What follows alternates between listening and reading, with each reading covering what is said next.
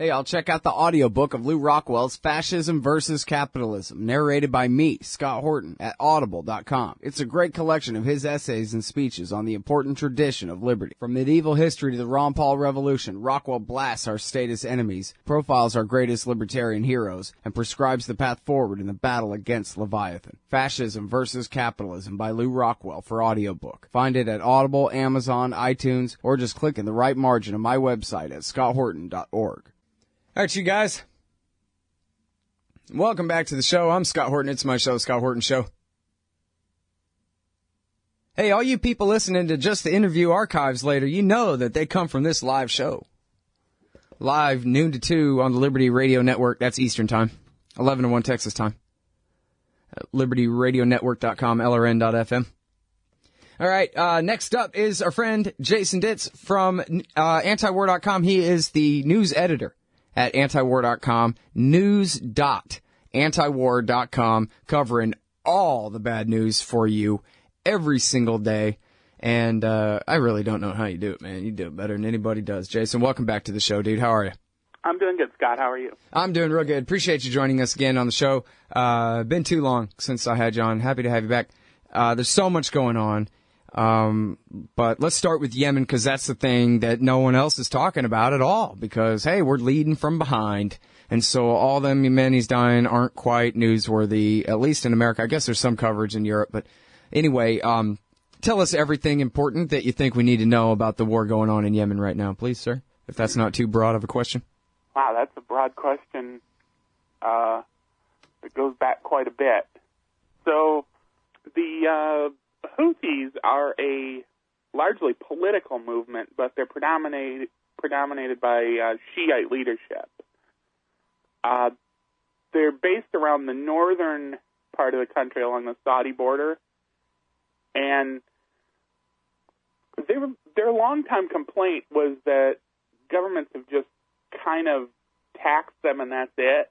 I mean, they get even the limited services that most of Yemen gets, they really didn't get much at all. Virtually the whole area is unpaved except for private roads, and I mean, it's really the poorest part of Yemen and also the one that got the least amount of attention.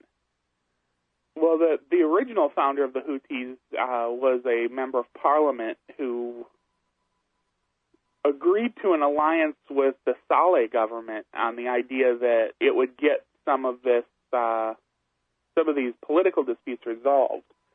Saleh needed an alliance to have a real majority government in a past election, and basically he took the alliance and then didn't give anyone what they wanted. It started a protest movement. There were some violent crackdowns that turned into a outright rebellion in that region. And they've been fighting a war against them off and on for about a decade. And the war against the Houthis continued even after Saleh resigned in 2012. Now, when he resigned, President Hadi was, quote-unquote, elected to replace him. Basically, he was the U.S. choice for a new military dictator in Yemen, and the UN was on board with the idea. They elected him in a single-candidate election in which no one else was allowed to run and you weren't allowed to vote no. So he was elected to a 2-year term, which was supposed to be up in early 2014. When early 2014 came around, he'd been fighting the Houthis all along. He said, no, because we're fighting the Houthis, we need to extend my term in office at least another year. So he extends his term, launches a bigger war against the Houthis, promptly loses that war, and the capital city falls in November of last year.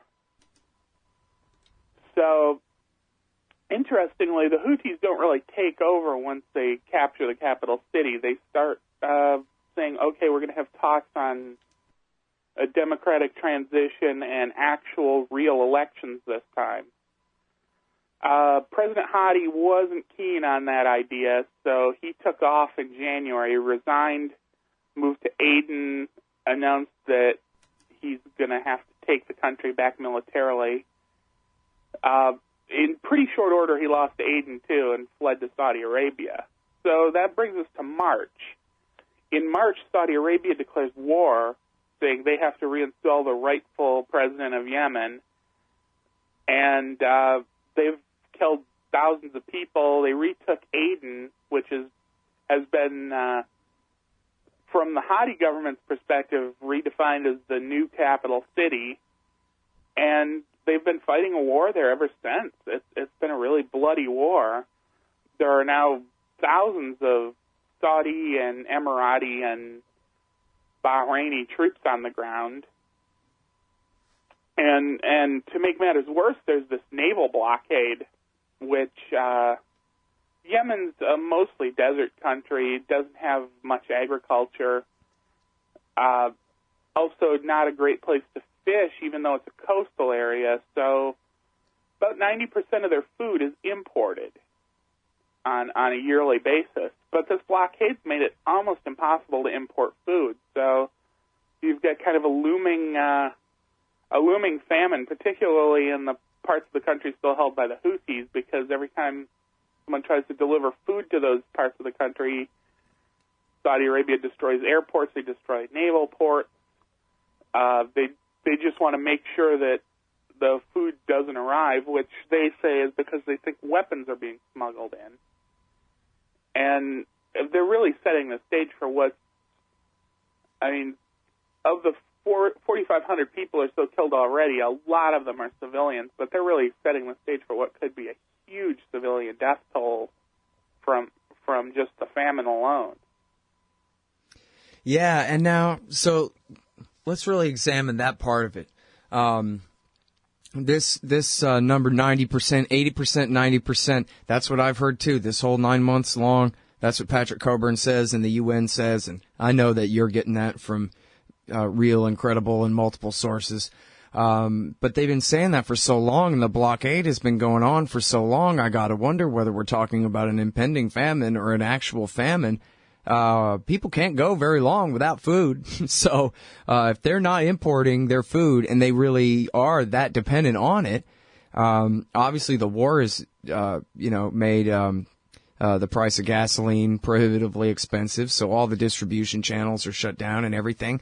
I guess, not like I'm begging for it or something, but it just seems like, we must be missing the part where the numbers must already be coming in of people laying down and dying for lack of something to eat there, or else what are we missing?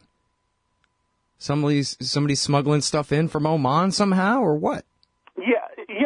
There's definitely been some smuggling. I'm hell, not you know really what? sure where it's all coming from. Music's playing there, Jason. So let's go ahead and stop here. I'm sorry, I never look at the clock when I'm doing this show. I should though.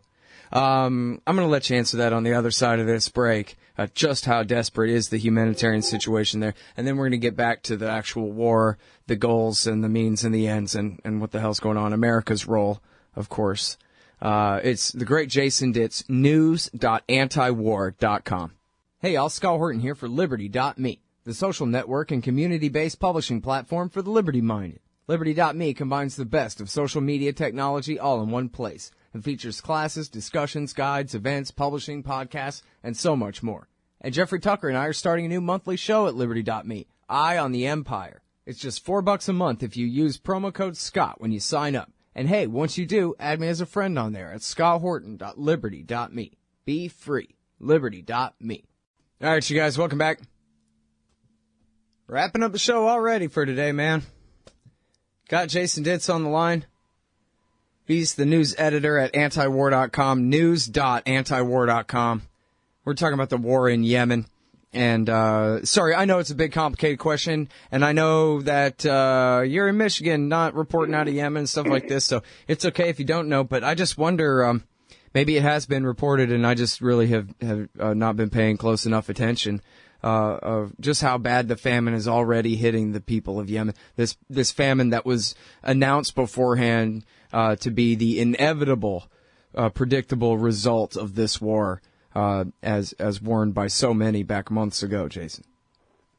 Yeah, it's really odd that we have predictions of the famine that are roughly the same as the predictions of the famine that we saw 5 months ago when the war began.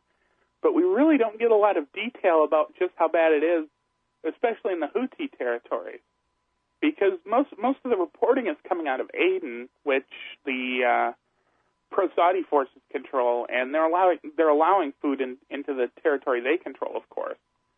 But that's a pretty small portion of the country.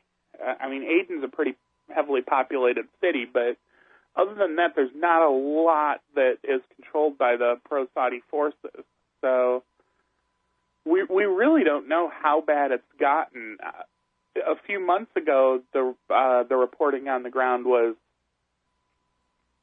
you would see the price of staple foods like flour double, and then double again, and then double again, and then finally they were getting to the point where in a lot of neighborhoods you couldn't get flour at any price. I'm sure there's hoarding going on. That too hasn't been as widely reported as you would think, but I think a lot of it is we really don't know what's going on in those parts of Yemen. Yeah. Yeah, that's the other thing. I mean, when we talked with Matthew Akins on the show, the only reason he had something to say was because he and a colleague had snuck across from Djibouti and snuck into the country across, past the blockade. There's no way for, a New York Times reporter to even get there. I mean, not that we really want to hear their version anyway, but so a real lack of information coming out of Yemen. And also, like I was implying there in the introduction, because America's leading from behind, as they call it, there just seems to be total ignorance on this topic, or it just ranks so low in importance in terms of national media, national newspapers, and TV. They just don't cover it at all. There's a great article in Counterpunch where she has to insist that, hey, this is America's war, guys. The Saudis can't do any of this without us.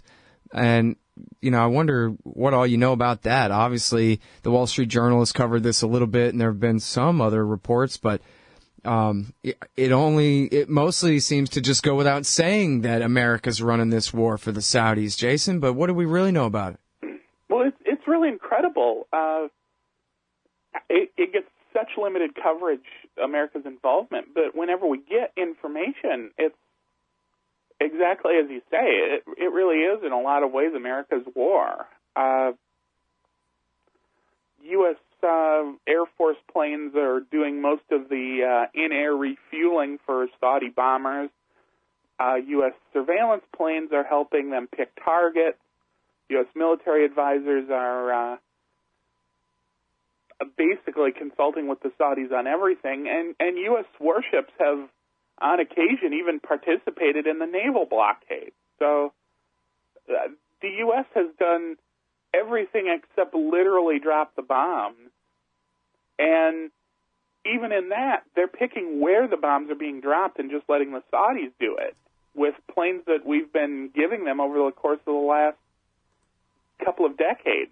So the idea that this isn't an American fight at all is just ridiculous, but for some reason, there's just really not much interest in it.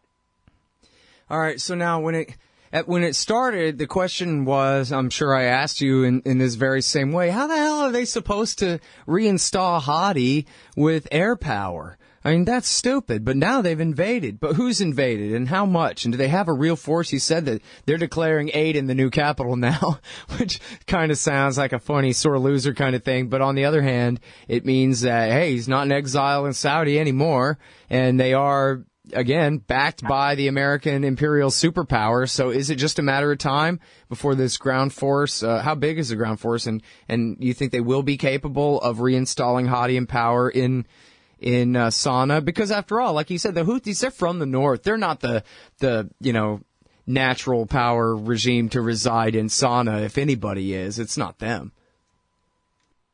Well, I mean, it's difficult to say. I think we're heading towards just a split of Yemen in the long run. There are thousands, but it's single-digit thousands of foreign troops involved, mostly Saudi and UAE troops. We don't really know the size of the pro-Hadi Yemeni force, but it's mostly just auxiliaries. It's not the real Yemeni military. It's mostly people that were, tribal allies and people who went to Saudi Arabia to get a couple of weeks of training and a weapon. Mm. So they don't really have a proper military. And the thing I think is most interesting and has only been covered on very rare occasion is there's been a huge active separatist movement running out of Aden for years. And ever since the pro-Saudi forces, the Hadi government, took over Aden and declared it their new capital, they're not flying the flag of Yemen. They're flying the flag of Old South Yemen in Aden. Mm-hmm. These are the socialists that we talked about, right? Where that one guy's in the documentary saying, "Don't call me Al-Qaeda. I say, Viva Hugo Chavez, Revolution." Right. Which is just hilarious to see Yemenis talking like that to me. But anyway, legacy of the Cold War days. It seems like that's probably the most likely outcome of this is that, Hadi himself is from the South. A lot of his allies are from the South. I think the creation of a new South Yemen that is a Saudi ally and sort of a transition to a Houthi-dominated democracy in the north that isn't necessarily very friendly with either Saudi Arabia or the United States is probably what's going to end up happening here. I mean, of course, the Saudis are still insisting that they're a matter of days or a few weeks from liberating the entire country, but they've been saying that for months now, and they really don't seem to be gaining much ground. Yeah. Well, now, so what about Saleh? Because the last I heard, he was back and had allied himself with his old enemies in the Houthis, because he, in fact, is a Zaidi, right? He wasn't part of the Houthi movement, but he's part of that same Shia sect that the Houthi movement is from. And so now he's allied with them and I guess was working on getting his old throne back. But what's the latest about his role in this? Well, it's not clear. As you say, he is a Zaidi. The Houthi movement was never really a religious movement so much as that the political leadership of it, the Houthi family, were also Zaidis, and their district, when they had a parliamentary seat, was in the Zaidi north. They really are kind of natural allies in that regard, but Saleh has claimed that early in the war, the Saudis were offering him money to support the war and offering him whatever. He kind of said he wanted to stay out of it, so they blew up his house with one of their airstrikes. And ever since his house got destroyed, he's insisted, he's called on the military to back the Houthis in resisting the Saudi invasion. Mm. And how's that going? He was dictator for so long, uh-huh. And despite Hadi being a military man himself, and despite Hadi trying to purge the leadership of Saleh supporters, a huge amount of the military is still pro-Saleh. So basically the Houthis have the bulk of the Yemeni military on their side. Man, this is just going to keep going. There's no end in sight. Wait, that was the last question. Real quickly, any positive sign of talks here? Well, the Houthis are in favor of talks, and they've said that they would support talks, and they've gone to a couple of planned negotiations that the UN set up, but the Hadi forces keep rejecting these talks and saying that the U.S. pushed a resolution through the UN Security Council saying Hadi's the rightful ruler, and the Security Council demands that he get all the cities. So they keep insisting, well, if the Houthis want to talk, they need to unilaterally disarm and surrender the entire country first. But that's obviously not going to happen. So For talks, I think it's probably going to be quite a while before the Hadi government is resigned to having to negotiate. Yeah. All right. Well, thanks as always for the bad news, Jason. You do a real great job, man. I appreciate it. All right, y'all. That is the great Jason Ditz, news.antiwar.com. I'm serious. There is no better source of information, no better single source of information about American foreign policy on this planet than, well, antiwar.com in general, but especially Jason's work at news.antiwar.com. Hey, y'all, Scott here for Samurai Tech Academy at mastersamuraitech.com. Modern appliance repair requires true technicians who can troubleshoot their high-tech electronics. If you're young and looking to make some real money, or you've been at it a while and just need to keep your skills up to date, Samurai Tech Academy teaches it all. And they'll also show you the business, how to own and run your own. Take a free sample course to see how easily you can learn appliance repair from mastersamuraitech.com. Use coupon code Scott Horton for 10% off any course or set of courses at mastersamuraitech.com. So you're a libertarian, and you don't believe the propaganda about government awesomeness you were subjected to in 4th grade. You want real history and economics. Well, learn in your car from professors you can trust with Tom Woods' Liberty Classroom. And if you join through the Liberty Classroom link at scotthorton.org, we'll make a donation to support The Scott Horton Show. Liberty Classroom, the history and economics they didn't teach you. Hey, y'all, Scott Horton here for WallStreetWindow.com. Mike Swanson knows his stuff. He made a killing running his own hedge fund and always gets out of the stock market before the government-generated bubbles pop, which is, by the way, what he's doing right now, selling all his stocks and betting on gold and commodities. Sign up at WallStreetWindow.com and get real-time updates from Mike on all his market moves. It's hard to know how to protect your savings and earn a good return in an economy like this. Mike Swanson can help. Follow along on paper and see for yourself. WallStreetWindow.com.